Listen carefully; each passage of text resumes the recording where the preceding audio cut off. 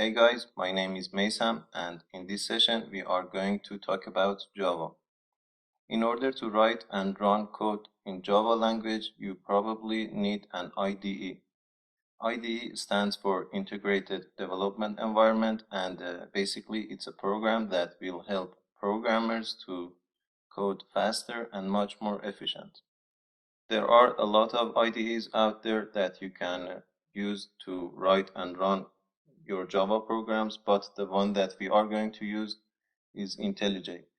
Luckily, Android Studio is built upon IntelliJ IDE, and we don't need to purchase anything in order to run our program in Java language. In order to run your program in Java, you need to start a new Android project studio. This time, instead of empty activity, we are going to choose this template, add no activity. Click on next. Then once again, you need to name your project. I'm going to call it Java session, and I will leave everything else as default. Just click on finish and wait until your project is built. In order to write and run your Java applications, you need to create a Java class. We will talk about what a Java class is in a few videos later, but for now we are just going to create one. Let's minimize this build pane down in here. Switch to Android view and go to app folder. Inside the Java folder, right click on this package and click on a new Java class. You can name your Java class whatever you want, but be aware that you can't use things like spaces or other weird characters. I'm going to call it Hello World. Leave everything else as default and press on OK. Inside your package, if you take a look, a Java class has been created. Let's minimize this project pane for now. As you can see, there are some pre-written code in here which IntelliJ has created for us. If you are using something like a text editor, you probably would need to write all of these yourself. But the beauty of using an IDE is that a lot of boring stuff like these codes in here are being produced by the IDE. This is the general schematic of a class in Java. It lives inside the package. It has a name like Hello World in here. It has an access modifier and also the type, which is class in this case. We will talk about all of these in object-oriented programming, but for now we are just going to use them. For running your applications, you need to have at least one method in your Java class, and that's called a main method. You can create your main method like this. You can type psvm, and IntelliJ is smart enough to know that what you are trying to write. By pressing tab, it will create the whole method for me. Once again, you can see a lot of new stuff like this static keyword and also this return type void and also methods themselves.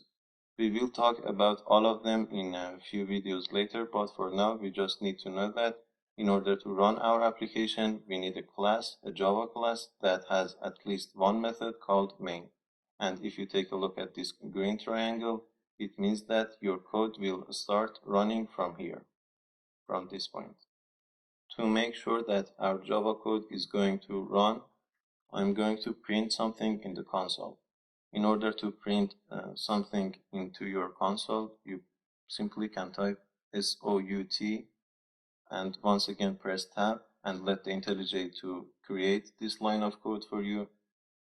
Or you can simply type this line manually, system.out.println. We will talk about what this line will do, but for now, inside the parentheses, I'm going to pass a text like hello world. If we want to check that if this line of code is printing in our console, inside the curly braces of this main method, I need to right click and select this one, run hello world.main. If it's the first time that you are running Java, it will take some time to build your project, and after that you can see the message on the console. Sometimes, like me, if it's the first time that you are running Java, you will probably get an error in your console. In order to overcome this error, you can go in Build tab up in here and rebuild your project. After the build is finished, once again you can right click inside the main method and select this run hello world.main. This time this error should probably would be gone. And as you can see, this hello world text has been printed into our console. Just make sure that this run is selected from down in here in order to see your console. Okay, now let's talk a bit about this line of code in here. We can type it manually, like I can type system. Be aware that it's case sensitive and you can't type something like system with lowercase. It won't work. You can say system. As you can see, IntelliJ is always suggesting me options. By pressing dot, I can see a variety of options, but I'm going to type out in here. Out basically stands for output, meaning that we are outputting something into console. Later on in future videos, we will see that we have an in, which we can receive users input. But for now, let's just type out dot println. This ln stands for line, and the other option is to just print something. The difference between print and println is that by using println, your text will be printed in the console and also the cursor will move to the next line. But by using this print, the text will be printed, but it stays at the same line and won't go to the next line. Okay, let's pass a text in here like Mesa. Notice that in Java, whenever you are writing a sentence, a line of code, you need to finish your sentences with a semicolon. Some languages like Python don't need a semicolon at the end of every sentence, but it's just syntactical, and in Java we need the semicolon. And if we don't put a semicolon at the end of every sentence, we will get a red warning, which is basically a compile time error, meaning that our code won't compile. It won't reach to the running process. Okay, let's add a semicolon and let's run our program once again. You can right click and run hello world.main from here. Also, you can use this triangle up in here. But if it's the first time, you should right click and run from right click menu. Or you can see the shortcut, which for Windows is Shift plus F10. For Mac, you can hover over this triangle and see your shortcut. Let's run it. You can see that Mesam has been printed. And if we switch this to line of code so that we could see the difference between print and println, let's run it once again.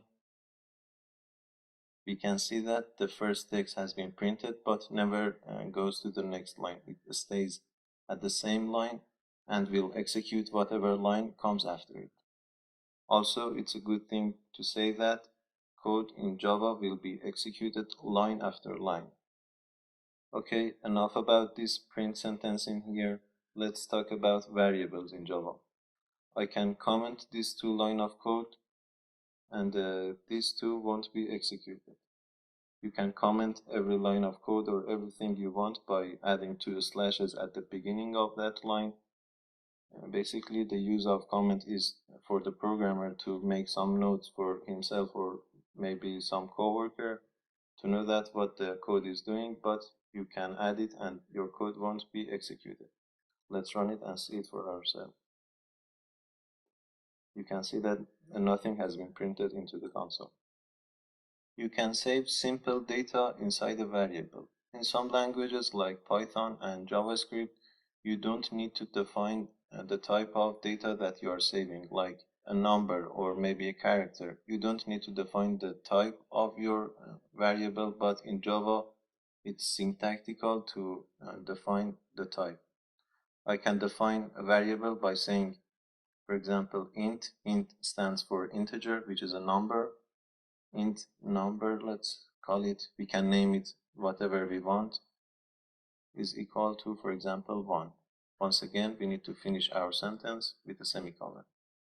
I have defined a variable which its data type is integer, its name is number, and its value is 1. After this line of code, you can use this variable to, let's say, add some number to it, or maybe print it into the console. Let's try to print it into our console. Once again, I can say South and press Tab. This time, instead of passing a text in here, I'm going to pass my number. Let's run our program and see the result. You can see the number has been printed into the console. You can save positive and negative numbers and also zero inside an integer, but if you want to save a decimal number inside an integer, you can't do that. For example, I can say second number is equal to 1.5. I will get a compile time error. In order to save decimal numbers in Java, you can define a new variable of type double. Let's call it decimal number is equal to 1.5. Once again, let's print this line.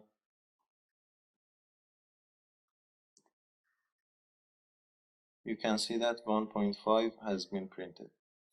Also, there is another option. The other data type that you can use in order to save decimal numbers is called float. We won't be using float in this course that much, but it's good to be familiar with the name. Okay, let's call it float number is equal to 1.5.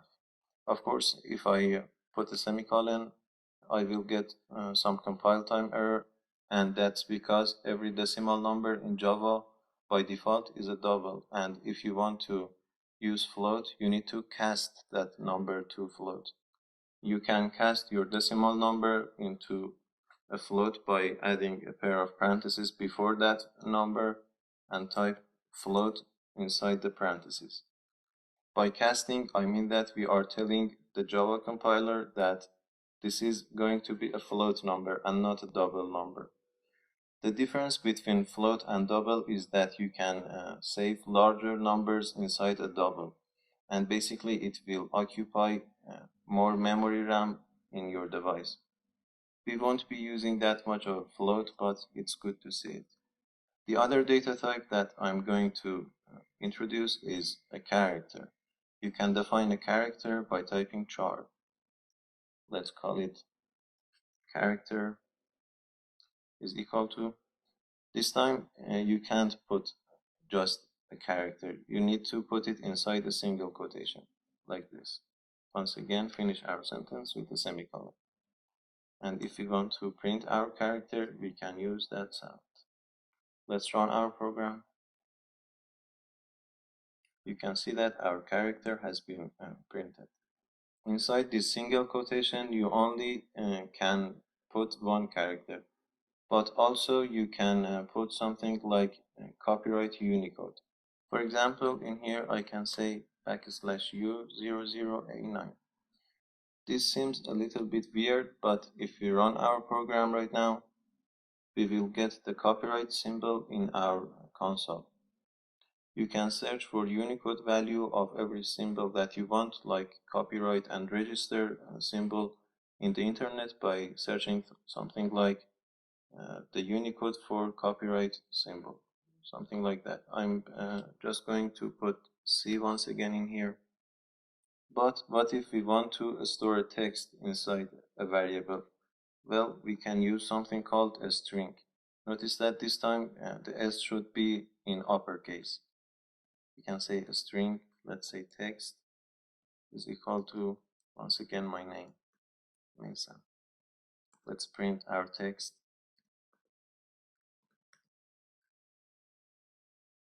You can see that our text has been printed. You can see that the color of this string is different from other data types, and that's because the string is not a primitive data type.